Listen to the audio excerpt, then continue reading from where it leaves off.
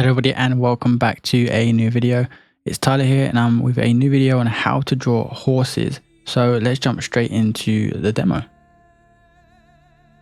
So as you can see here, we're going to start with the line of action. Okay, so we're going to try and get that gesture in, and I'm going from the head to that front bearing leg, and I'm now going to put in some quick gestural lines just to get the quick proportions, just to see how the horse's forms is flowing. Now this is step one. Okay, step two is where we actually will start to build out the building blocks of the horse. Okay, so the actual structure of the horse. The biggest thing about any complex subject like a horse or a dog or a cat, which I have tutorials on them coming as well, the hardest thing about drawing these subjects is they're so complex. There's so much going on. You've got all the muscle forms, and then you've got the structure of the skeletal structure underneath. So as you can see here, I'm just finishing off the quick rough gestural sketch. Okay, it's not supposed to be pretty, it's just very quick. And as you can see now, I will be jumping into construction. This is where I'm going to use simple shapes like boxes, cylinders, and ellipses or spheres to create the structure of the horse, to construct it, because this is the most important part. Anatomy comes last. Everyone wants to study anatomy straight away, but it honestly comes last. I made the mistake of really starting to get too far into anatomy right at the beginning, when really this is how you should start: gesture and construction, using the three most simple shapes. Okay, and you manipulate them slightly, as you can see I'm doing here. It isn't the box that I've put here for the shoulder girdle, which is the shoulders and like the chest part, the front legs. I just use a manipulated box. It's bigger and then it tapers in towards the chest. And then here for the front leg, as you can see, I'm using a tapered cylinder. It's just a cylinder. It's that simple. And then I use a sphere for the joint area, then a cylinder again, and then a smaller a sphere again, and then a manipulated or tapered cylinder for the actual hoof. And now for the actual torso part, I'm using the cylinder again. Super simple. If you stick till the end, I'll actually go over some exercises that you can do so that you can draw horses from absolutely any angle, and from imagination as well, because this is how you draw from imagination. It's understanding this construction. This construction can be applied to anything, absolutely anything. In this tutorial specifically, I'm teaching you how to draw horses, and the reason I've gone with a time-lapsed style here is just because most of you don't have the time to spend an hour or 35 minutes or so going over and watching this in like real time. So I wanted to get the information to you quickly so you can absorb it, so you can quickly go and actually start practicing this straight away, because it's so much fun. Once you understand it, it does take time, it does take practice, but once you understand this, once you understand how to construct complex things with simple shapes, you can draw absolutely anything. I will be doing more tutorials on different animals, on different animals and different subject matters, to really get a broad overview of everything. And now that I've got the construction down, I'm going to lower the opacity. Now you can do this traditionally as well. Okay, you can just print it off and use like tracing paper, or you can just use an A4 piece of paper. But as you can see, now that I've got the construction, I'm going to look at the reference and I'm just going to observe the reference, observe those complex forms, and now it's much easier for me to just get those, to actually draw those forms over the construction. If I didn't have this construction, yes, I could draw it without the construction, because I've done so many constructional drawings over the past 3 years basically. However, I also prefer to use construction because it's a lot less heavy on the brain. It uses up a lot less energy when you do it this way. I know that some of you maybe, you think, oh God, construction drawing. But this is it. If you want to be able to draw anything, if you want to be able to draw things from imagination, this is where it starts. This construction is so important as an artist and as a designer. I'm a concept artist, so it's even more important because when I understand shapes, I can use shape language to design my characters and creatures and so on. But as you can see here, like no need to be a perfectionist. I was a little bit in places on this drawing, probably because I knew I was recording it for YouTube, but don't need to be a perfectionist. This is about artistic license, right? It's about you drawing something believable. It's not about trying to recreate the image like a photograph. Okay, you have a photograph of it. Why do you need to redraw it one-to-one like a photograph? If that's your thing that you love to do, then that's fantastic. But as a concept artist, I'm not a hyper-realistic artist. I'm much more into design and creating my own things, So here I'm just taking my time and I'm putting in those complex forms, and because I have that construction, it's much easier for me to draw these. I decided to put in the reins. I wasn't going to, but I decided to in the end just follow the reference.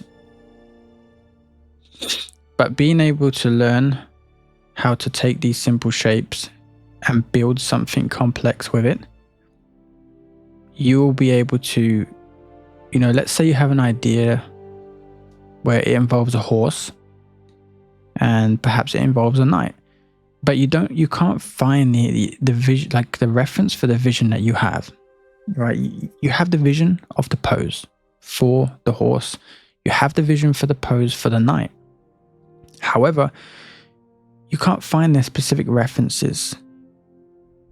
So all you need to do is find one reference or a couple references of a horse and of a knight, even if it's not in the exact pose that you want it to be in. Because what you can do because you know how to construct and you know your perspective, you can just imagine the pose, look at the references, and you can turn it. And that is what one of the exercises is to do. Towards the end of this, I will go over it. But I'm just finishing off the complex forms right here on this horse. And you'll notice that, some of you may have noticed, the proportions of the back leg slightly off. And I do notice that as I'm doing the complex forms. And I start to see, okay, the legs are a little short.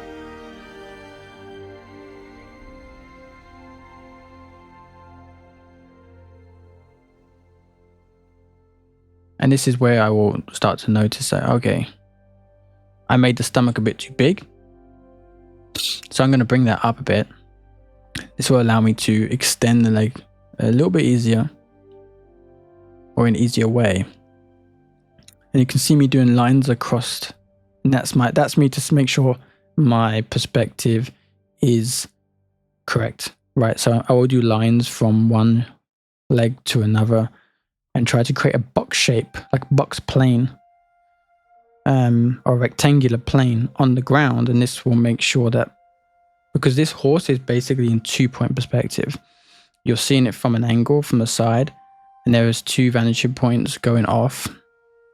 So it's in 2-point perspective. And if any of you do subscribe and you like the content that I'm creating, which would be really amazing if you did subscribe, I have a lot more ideas for how to draw videos. And once I have a little bit of a bigger audience, I'm going to start getting into concept design and actual character creation, creature design, things like that. But I just want to get these how to draw videos out there, build a badass community of artists, and start to get into the design teaching part.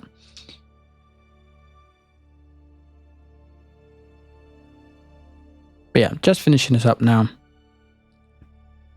Again, the construction, you don't have to follow the construction one-to-one again. Like, I broke away from the construction in areas because, as you could see, I went a bit too big on the stomach and it actually shortened the legs a bit too much.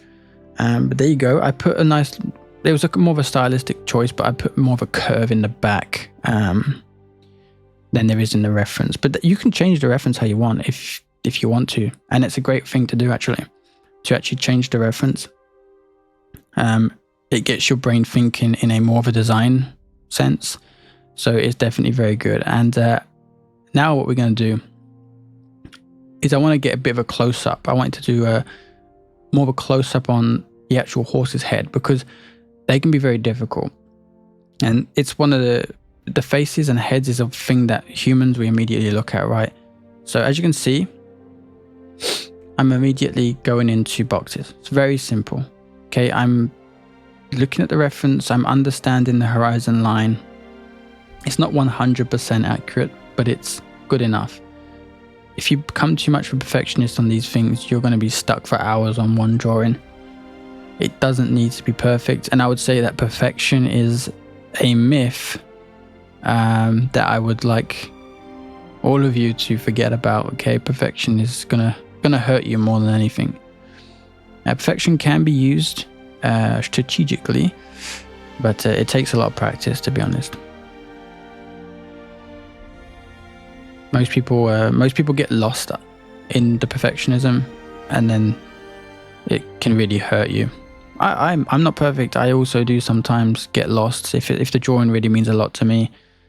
So you can see now I've finished the construction. It was super quick. This construction took me probably 3 minutes, 4 minutes. And then I can't remember, maybe 10 or more minutes on this part, on the actual forms. And again, you can see I'm exaggerating the chin part. Basically, as you can see on the reference, it's a much smaller chin, and I'm exaggerating it a bit because I have that right as an artist. And this is what it's about. It's not about, unless you are a hyper-realistic artist, which this channel may not be the channel for you, but because I add a little bit of stylization to all my drawings, and hyper-realistic artists, you have to have insane observation skills, let's say. But yeah, I'm exaggerating. I'm exaggerating the ridge basically on the nose. I'm pushing it up a bit more. I'm exaggerating the chin area. But yeah, this is the key. Okay, there's no secret that artists, that can draw more technically better than say you can. There's no secret. Okay, and if there is a secret, this is it. It's construction drawing. I know that when I first started out, I used to get a bit annoyed. I used to get frustrated because I was like, no, I don't want to draw simple shapes. I want to draw the actual thing. But I soon realized that I was going about it the wrong way. And I had to learn that these simple shapes and how they interact with a canvas, how they interact with perspective. And you can see I did the eye a bit too big there. But yeah, like, this is going to be your ticket to your goals as an artist, is understanding this constructional drawing. So please do subscribe and like this if you really want to, in 2025, be the absolute best artist you can be. I'm going to be doing a lot more videos on constructional drawing. Okay, I'm going to be doing different topics. I could just do one video that's like an hour long, but I really want to break these videos up to not only allow people to watch a 10-15 minute video and on a specific subject, because maybe you just want to learn how to draw a horse. Maybe you don't really care about drawing a dog. You know, maybe you don't really care about drawing a cat. Or maybe you really care about drawing a cat, but not a horse or a dog. So that's why I'm going to do those videos separately, because it allows me to get more content out there on the platform. The algorithm gods, you know, you gotta provide that sacrifice of more content for the algorithm gods. But please do subscribe and like this video, and towards the end here I'm going to go into the exercises. But there you go. And finally, to finish off, this exercise here is amazing. Okay, once you understand your 1 and 2 point perspective, you can just go into this and start to do this exercise. Draw boxes in different perspectives, different angles. Then you can start to actually manipulate the boxes, start to taper them. And this is what you need to understand for constructional drawing: cylinders, boxes, and ellipses, and like spheres basically. And as you can see here, I'm just doing some very quick start to play around with the shape of the ellipses. But this is it. This is a key to your success as an artist and drawing. And I wish you the absolute best. And please do subscribe. Let's grow together in 2025. Let's be the best artists we can. And I can't wait to help you more on your journey. So here we go. How to draw a horse. Thank you very much for watching. Please do subscribe. And I will see you all in the next video. Bye-bye.